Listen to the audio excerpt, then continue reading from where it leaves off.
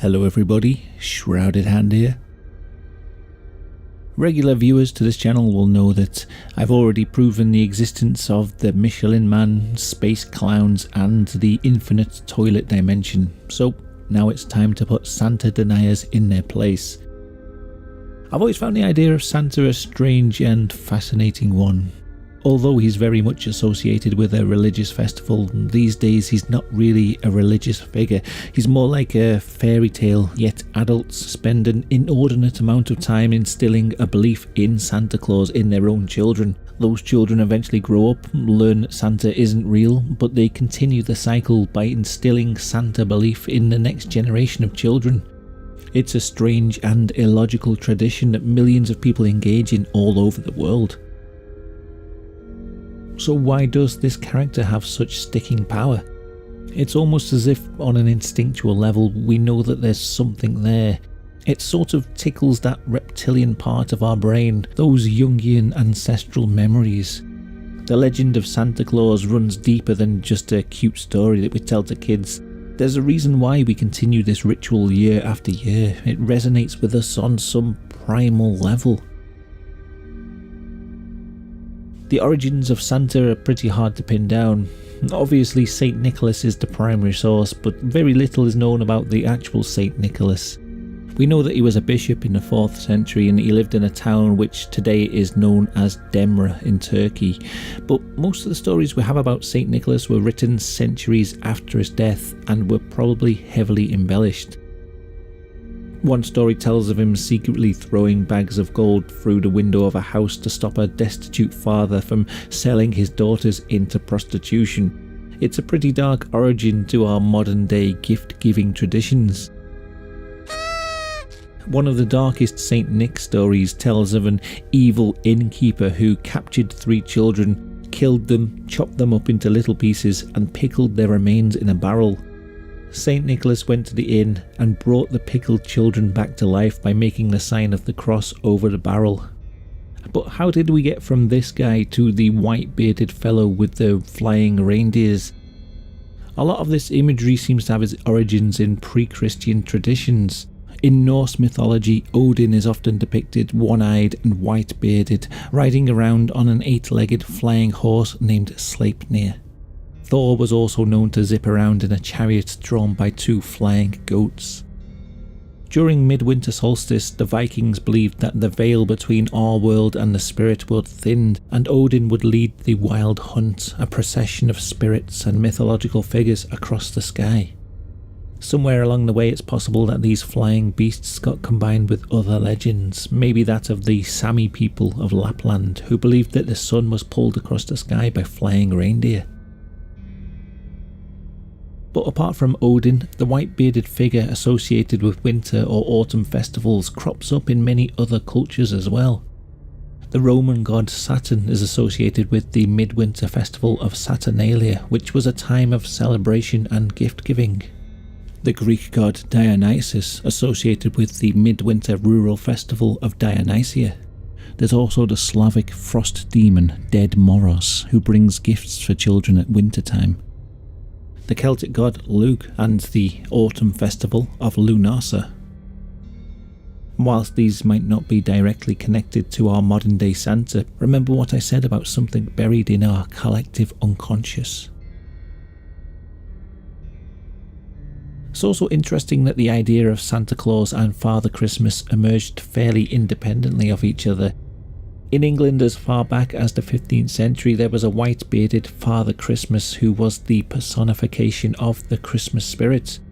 Meanwhile in the Netherlands the figure of Santa Claus based on St. Nicholas was a popular folklore figure.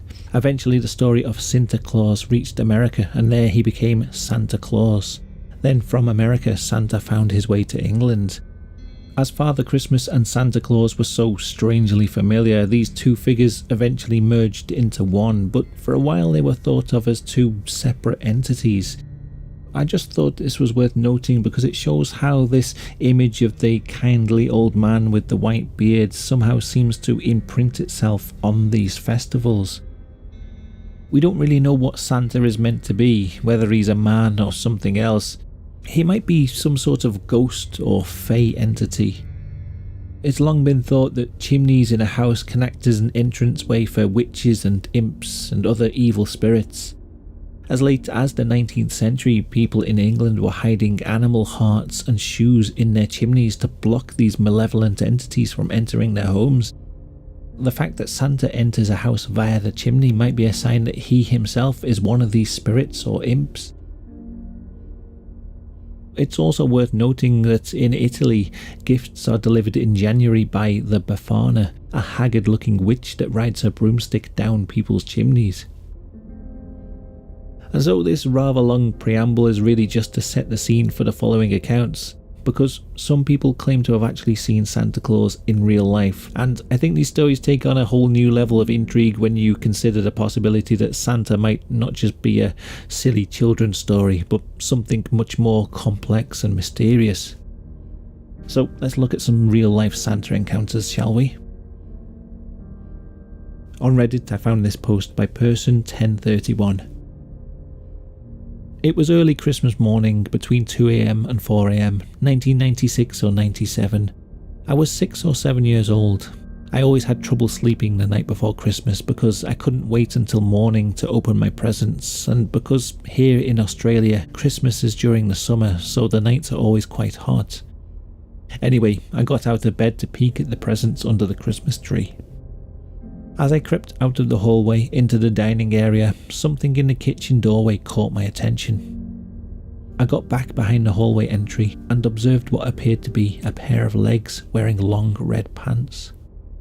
The legs were bolt upright, but the rest of the figure was apparently bent at the hips into the kitchen doorway, so I couldn't see the body. At this age, I still believed in Santa, so I went and woke my older sister, who begrudgingly came and took a look. We both peeked around the hallway entry and saw the same thing that I initially saw. The figure had not moved position since I first observed it a minute or two earlier. She tiredly suggested that it was just Dad and that I should go back to bed. I wasn't convinced and followed her back to her room as I didn't want to be alone. She no longer believed in Santa and became annoyed at me for hiding under her desk and begging her to come and have another look with me. I finally crept back to my room, closed the door leaving it slightly ajar, and proceeded to pace around my room, not knowing whether to wake my parents or have another look in the kitchen doorway. I finally decided to leave my room and wake my parents, and as I opened my door, standing there blocking my path was Santa Claus. He was dressed exactly how I'd imagined him. He looked like the typical Coca-Cola Santa, down to the white woolen trimmings, black belt with a golden buckle and red nightcap. He had small, circular, gold-rimmed glasses, a white curly beard, blue eyes, and liver spots on his cheeks. I froze and looked up at his eyes. He had what I took to be a stern expression on his face, almost glaring at me. Just after we made eye contact, he bent his head down towards me slightly in a manner that suggested, "What are you doing up? You shouldn't be awake. Go back to bed." I gasped, took a few steps back, and then jumped into bed. Turning my back to the door, I closed my eyes and then fell asleep despite my state of shock. I remember thinking at the time, Santa doesn't like kids being awake because he can't drop off the presents otherwise, so it was as if I knew that I should go back to sleep. In the morning, both my parents said that they didn't see me the night before. They both thought that I'd imagined it naturally. My sister kept telling me that it was Dad. Every few years I bring up the event with my family. My parents have denied wearing a Santa suit, and my sister still thinks it was our dad. Another post, LBD4Life, writes, I woke up to sounds on the roof like someone walking. I was on the second floor. I went out my room and down the hall to the balcony and stairs that lead down to the living room where the tree was set up. Right there on the couch, I saw a big, long-bearded man dressed up as Santa, sitting with his head in his hands and his elbows on his knees. It was like he was taking a small break. I quietly ran to my mom's room and woke her up to come and see, and of course he was gone when I got back to look again. It was super real, and honestly for years and years I thought my mom had paid her sister's husband to come and trick me. That would be one hell of an elaborate trick to set up. But yeah, now that I'm grown up, I tell that story to everyone as if it was real. Probably just a vivid dream I held on to, but it's fun to tell the kids. Starry Lisa says, when I was around 4 years old, very late on Christmas Eve, I heard my bedroom door creak open. I opened my eyes and saw a man in a traditional Santa outfit looking at me. I gasped and he put his finger to his lips in a shushing gesture. I closed my eyes for a second, and when I opened them, he was gone. And believe me when I say my father was definitely not the type of man to dress as Santa. I told my mother the next morning and she just gave me a really peculiar look. Liveabout.com has a bunch of Santa encounters compiled by Stephen Wagner.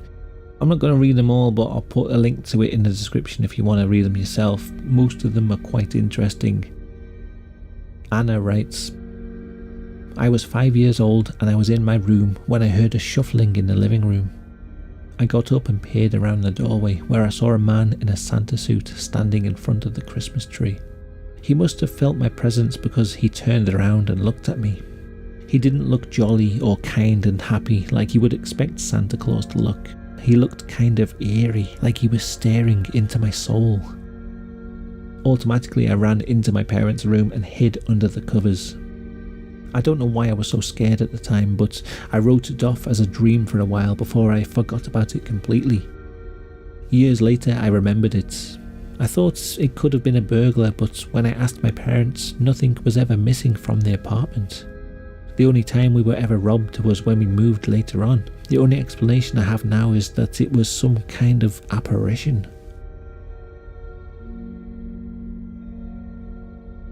Mrs. Wages writes, I grew up in the suburb of Memphis, Tennessee. In the 1980s, I was 8 or 9 years old. My parents and I were coming home from a Christmas party on Christmas Eve. When we pulled up in the driveway, we saw Santa Claus in a sleigh hovering above our house. All we could hear were the sleigh bells. The sleigh was illuminated so that we could see Santa in full outfit in the sleigh. I remember seeing the reindeer. I don't know how many there were. Santa waved at us and flew off in the sleigh. I'll never forget it, and I'll never forget my dad's face of total shock. He was an air traffic controller, and when he went back to work after the holidays, he asked about it and nothing came up. In another bizarre twist, on Black Friday in 2009, I was waiting in line at the local Target store and broke out into conversation with another lady in the line. We were talking about Christmas shopping, and all of a sudden out of nowhere, she mentioned that her brother had seen Santa Claus in his sleigh 2 years before. I stood with my mouth wide open because I couldn't believe it. Every Christmas Eve I still think about him, and I look outside to try and get a glimpse. Now obviously some of these stories could be dreams. A lot of these encounters do happen right before a child falls asleep or right after they wake up. That's not to say that they definitely are dreams, but it would give a skeptic an easy way to dismiss them. The stories with multiple witnesses from adults who are in situations where they definitely weren't asleep, those are a bit more difficult to debunk. Looking through multiple accounts, a few recurring themes emerge. One of the most common is hearing sleigh bells in the air or the sound of laughter and footsteps on the roof of the house. Interestingly, in other situations, the sounds of bells ringing has been associated with the presence of spirits or fairies. Another common theme among the Santa sightings is seeing the sled pulled by reindeer flying across the sky. Many people describe seeing Santa flying in front of the moon, making that classic silhouette. This picture of Santa flying silhouetted in front of the moon, it's such a common image at Christmas. It's as if people are seeing what they've already been primed to see by thousands of Christmas cards and other holiday imagery.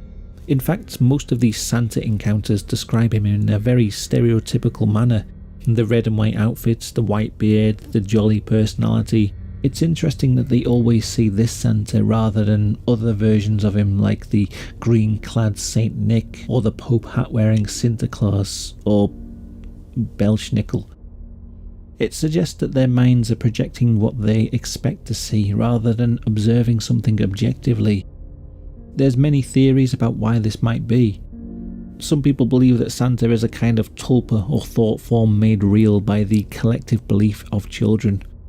Other people believe that Santa Claus is a screen memory, a type of false memory that is created by the mind when it encounters something that it doesn't know how to deal with.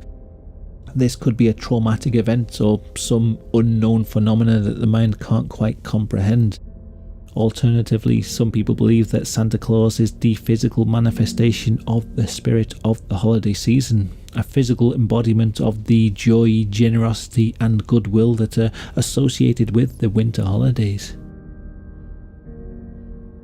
We can't really say for certain what people have seen when they claim to have encountered Santa in real life. It seems that they've encountered something, we just don't know what that something is. So in conclusion, I think the evidence provided in this video irrefutably proves the existence of Santa Claus. The cultural and historical significance of Santa, as well as the countless anecdotes from people who have seen him in real life, leave no room for doubt. To all the naysayers and skeptics, I hope this video serves as a firm rebuke to your disbelief. Santa's real, okay? Merry Christmas everybody, thanks for watching the video, I hope you're having a good time, and a huge thanks to everyone who is supporting the channel, it's much appreciated. Until next time, goodbye.